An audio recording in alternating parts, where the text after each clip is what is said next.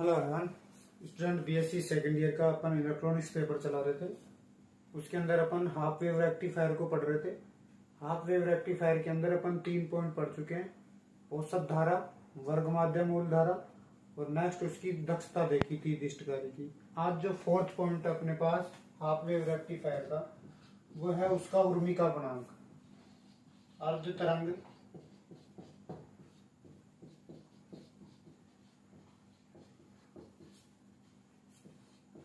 दिष्टकारी का उर्मिका गुणांक।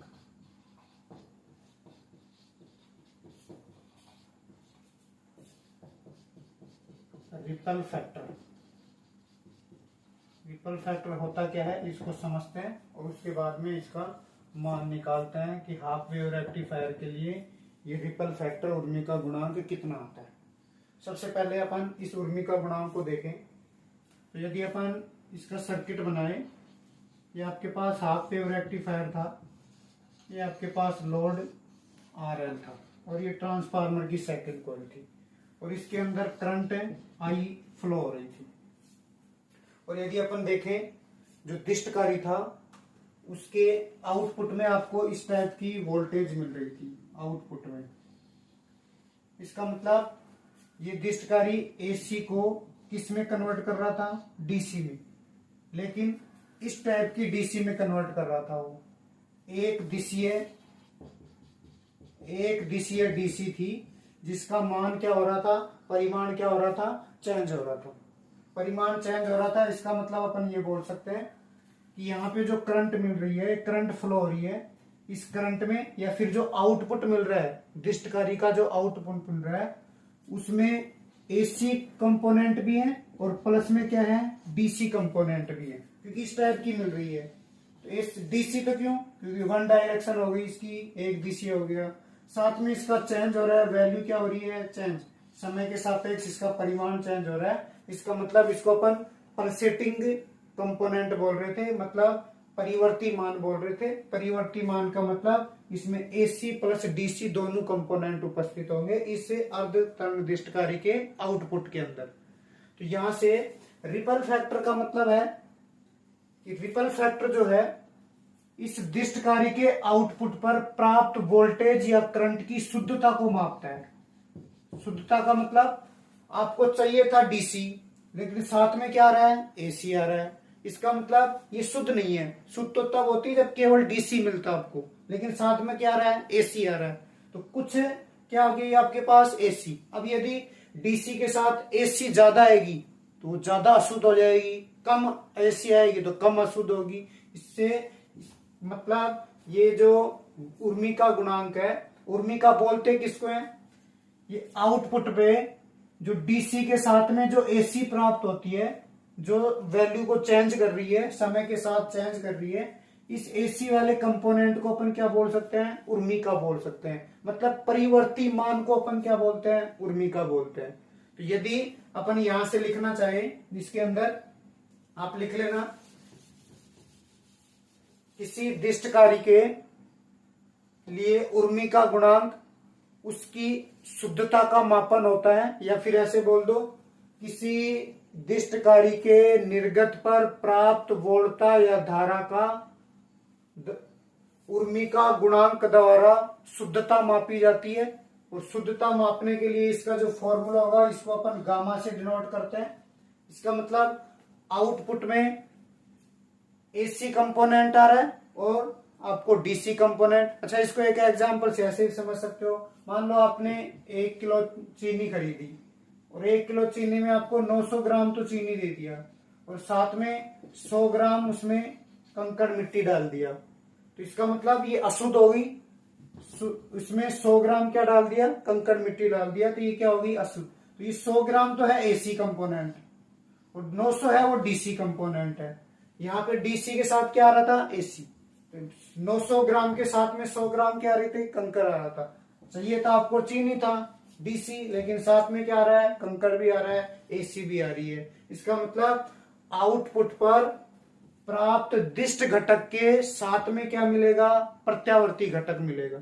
अच्छा, आपको पहले बताया हुआ है कि जब भी अपन प्रत्यावर्ती घटक की बात करेंगे, प्रत्यावर्ती घटक इस टाइप के होते हैं, मतलब इसमें समय के साथ चेंज आएगा।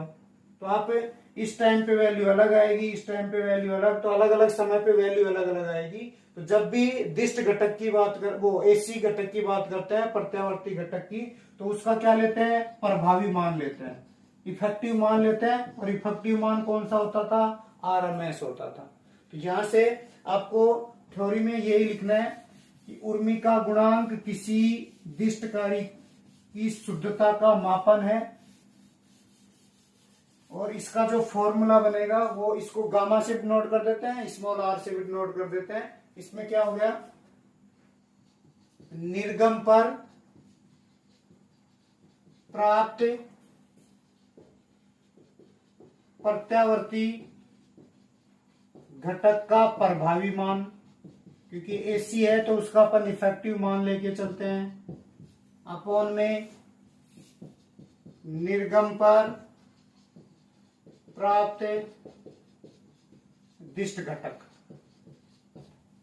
यदि करंट की फॉर्मेट में लिखें तो यदि धारा की बात करें तो धारा का, प्रत्यावर्ती धारा का क्या आएगा, प्रभावी मान। प्रत्यावर्ती धारा है और उसका क्या ले रहे हैं, आरएमएस ले रहे हैं, उसका क्या ले रहे हैं, आरएमएस। प्रभावी मान को क्या बोलते हैं, आरएमएस। और नीचे दिष्ट घटक आपको पता है क्या होता है, आईडीसी। ये इसका फॉर्मूला है। यहां से आपको आईएसी आरएमएस निकालना है और आईडीसी निकालना है, आपके पास गामा का मान आ जाएगा। यहां से ये फॉर्मूला बन गया। इसको निकालने के लिए चूंकि अपने को पता है इस दिष्टकारी में करंट आई फ्लो हो रही थी, और आई के अंदर एसी प्लस क्या उपस्थित था, डीसी उपस्थित था, तो अपन ये बोल सकते हैं बट टोटल करंट जो इस दिष्टकारी में प्रवाहित होती है, आई इज इक्वल टू कितनी थी, आई एसी प्लस का क्या था, आई डीसी। क्योंकि जो आई मिलेगी वो पल्सेटिंग करंट है, उसमें एसी प्लस डीसी उपस्थित होती है। आपको आई एसी का आरएमएस मान निकालना है, तो आई एसी इज इक्वल टू क्या बन जाएगा, आई माइनस का क्या हो गया, आई डीसी हो गया। आई एसी का निकालना है, आरएमएस मान अपन पहले निकाल चुके हैं। आरएमएस मान क्या होता है, स्क्वायर मीन रूट। पहले आई एसी का क्या कर दो, स्क्वायर कर दो, आई एसी का क्या कर दो, स्क्वायर। उसके बाद में उसका मीन ले लो, डी टी अपॉन में टी, और उसके बाद में उसका क्या कर दो, अंडर रूट कर दो। इज इक्वल टू, यहाँ पे दोनों तरफ क्या करो, स्क्वायर करो, उसका अंडर रूट, वो मीन ले, माध्य ले, और उसका अंडर रूट कर दो। तो इधर आई एसी है तो इधर आई माइनस आई डीसी का होल स्क्वायर, उसका मीन ले लो, 0 से टी डी टी अपॉन में टी, और उसका क्या ले लो, अंडर रूट ले लो। ये वैल्यू चाहिए थी आपको। ये तो क्या कहलाएगा, इसका तो मान चाहिए आपको, आई एसी का वर्ग माध्य मूल मान।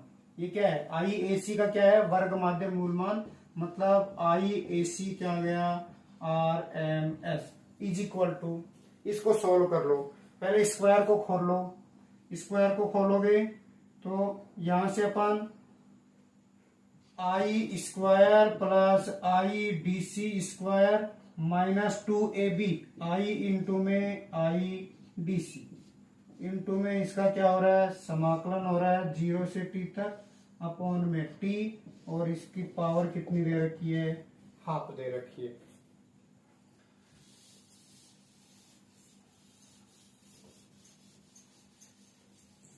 को अलग अलग इंटीग्रेशन को अलग अलग सेपरेट कर लो। I A C R M S is equal to, यहां से आपके पास एक वैल्यू आ जाएगी, इंटीग्रेशन 0 से t आई स्क्वायर इंटू में डी टी, प्लस इंटीग्रेशन 0 से t आई स्क्वायर, इसके बट्टे में भी t आएगा, इसके बट्टे में भी क्या आ गया, t आ गया। यहां से इसका स्क्वायर करोगे, I D C square into में डी टी अपॉन में क्या आ गया, टी आ गया, और प्लस माइनस 2 को बाहर ले लो, और 0 से T I D C D T upon में क्या आ गया, टी, और इसकी पावर आपको कितनी दे रखी है, 1/2 दे रखा है। देखो अपन एक वैल्यू निकाले थे IRMS, अर्ध तरंग दृष्टकारी में प्रवाहित धारा का वर्ग माध्य मूलमान, और वहां पे मैंने फॉर्मूला लिखा था IRMS इज इक्वल टू 0 से T I square dt upon T, इसकी पावर कितना आया था, हाफ। ये I वो है जो अर्ध तरंग दृष्टकारी में प्रवाहित कुल धारा थी, कुल धारा, जिसका कुल धारा का अपन ने वर्ग माध्य मूल मान निकाला था, सेकंड पॉइंट अपन ने पढ़ा था। ये कुल धारा का वर्ग माध्य मूल मान, देखो इसको मैं स्क्वायर कर दूं तो ये आ जाएगा 0 से T I square dt upon में T। तो अपन इसको क्या लिख सकते हैं, इस वाली टर्म को IRMS का स्क्वायर। ध्यान रहे ये RMS किसका है, IAC का RMS है, जो आउटपुट में AC मिल रही है उसका RMS है, और ये RMS किसका है, जो अर्ध तरंग दृष्टकारी में कुल धारा प्रवाहित हो रही थी उसका RMS है। ध्यान रखना, इज इक्वल टू आपके पास क्या चल रहा है, IRMS प्लस ये आपके पास IDC है, ये IDC है। IDC का माध्य क्या होता है, DC जो मिलती है वो कांस्टेंट होती है, खुद ही औसत होता है। DC क्या होती है, औसत, एवरेज वैल्यू होती है, और एवरेज का दोबारा से एवरेज लेओगे तो क्या आएगा, वो ही आएगा। 5 है आपके पास, अब 5 का दोबारा एवरेज लेओगे तो कितना आएगा, 5 ही मिलेगा। तो DC IDC तो खुद ही औसत मान है, और इसका वापिस इसका क्या ले रखा है, एवरेज ले रखा है। ये एवरेज ही तो है, 0 से T तक समाकलन कर दिया और T का भाग दे दिया, ये औसत का ही फॉर्मूला था अपने पास। तो यहां से एवरेज का एवरेज लेओगे तो खुद वो ही वैल्यू आती है। इसका मतलब ये आपके पास IDC क्या जाएगा, स्क्वायर माइनस 2। अब IDC तो होती है कांस्टेंट, IDC तो क्या होती है, कांस्टेंट, क्योंकि एवरेज है, एवरेज कांस्टेंट होता है। IDC तो आ गया बाहर, इसके अंदर वैल्यू किसकी बच जाएगी, 0 से T I dt और अपॉन में T आ गया, और इस पूरे की पावर आपको कितनी दे रखी है, 1/2 दे रखा है। ये क्या है, ये किसकी वैल्यू है, आपने पढ़ा था औसत, पहला वाला ही पॉइंट। IDC का फॉर्मूला लिखा था मैंने, 0 से T I dt अपॉन में T, यहाँ पे अपन कैपिटल I ले रहे हैं, इसका मतलब ये औसत का फॉर्मूला है, ये वाला, ये वाला। तो इसको क्या लिख सकते हैं, औसत को IDC लिख सकते हैं, IRMS square plus IDC square. ये IDC आएगा, एक IDC पहले से है, तो IDC का क्या हो गया, होल स्क्वायर, और इसकी पावर कितनी दे रखी है, हाफ दे रखी है। तो यहां से आपके पास IAC का RMS वैल्यू आ जाएगी, एक IDC कैंसिल आउट हो जाएगा, तो IRMS स्क्वायर माइनस का IDC का स्क्वायर, इसकी पावर कितनी दे रखी है, हाफ दे रखी है, RMS। ये वैल्यू अपन ने निकाल ली। आपको क्या चाहिए था, गामा, गामा का मान क्या था, IAC RMS अपॉन में IDC। मान रख दो इसका, यहां से मान रखोगे तो IRMS square minus IDC square, इसकी पावर हाफ दे रखी है, और बटे में क्या आ गया, IDC आ गया। सोल्व कर लो इसको, तो गामा का मान आपके पास निकल के आ जाएगा,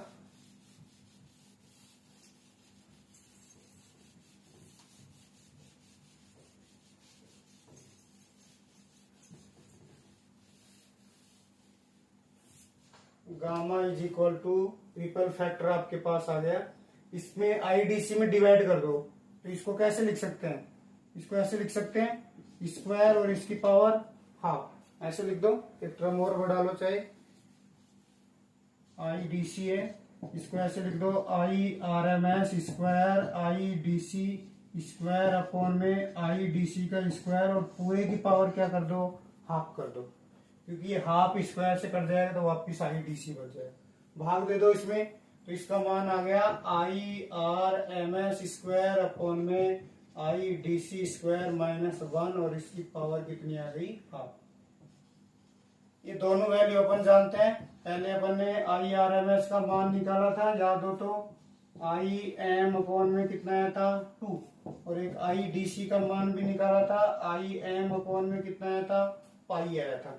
ये वैल्यू रखोगे तो गामा इज इक्वल टू क्या बन जाएगा, इसका मान रखोगे IRMS का, तो I मैक्सिमम स्क्वायर बाई 4 और बटे में I am square upon pi square और माइनस का 1, इसकी पावर कितनी आ गई, हाफ आ गई। ये पाई स्क्वायर ऊपर चला जाएगा, आई एम से आई एम कैंसिल, तो गामा इज इक्वल टू कितना बच जाएगा, पाई स्क्वायर अपॉन 4 माइनस 1, इसकी पावर हाफ।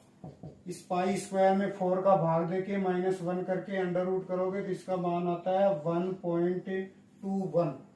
गामा का मान कितना आ गया, 1.21।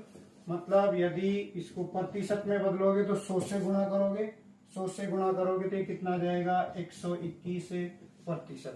121% का मतलब क्या है कि आउटपुट में आपको एसी और डीसी मिल रहा था, तो आपको 100% डीसी, 100% तो डीसी मिलेगी और 121% क्या मिल रही है, एसी मिल रही है।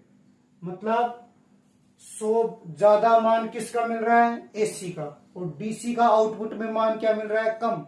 क्योंकि अपन तो एसी को डीसी में बदल रहे थे तो डीसी ज्यादा मिलनी चाहिए थी, एसी कम मिलनी चाहिए थी। लेकिन इस दिष्ट कार्य में एसी घटक तो ज्यादा मिलता है, मतलब 121% मिलता है और 100% डीसी मिलता है। तो यहां से जो एसी घटक है वो ज्यादा मिलेगा, डीसी घटक कम मिलेगा। इस कारण इस दिष्ट कार्य को ज्यादातर काम में नहीं लेते, क्योंकि अपने को जो मिल रहा है वो तो दे ही नहीं रहा। ज्यादा मान किसका दे रहा है, एसी का दे रहा है, डीसी का नहीं दे रहा।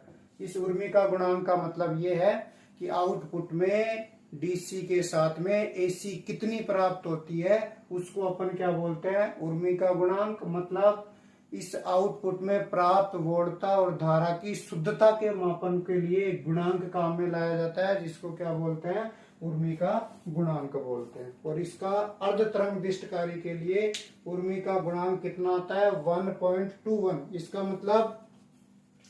इसका मतलब ये है कि डीसी आपको यदि 1 मिल रहा है तो एसी कितनी मिल रही है, 1.21। डीसी तो कम मिल रही है और एसी क्या मिल रही है, ज्यादा, जो कि अपने को चाहिए नहीं। अपने को डीसी चाहिए, एसी तो चाहिए ही नहीं थी, लेकिन थोड़ी बहुत मिलती तो भी चला लेते काम। लेकिन ये तो डीसी से भी क्या मिल रही है, ज्यादा मिल रही है। इसलिए अर्ध तरंग दिष्टकारी उपकरण को ज्यादातर काम में नहीं लाया जाता।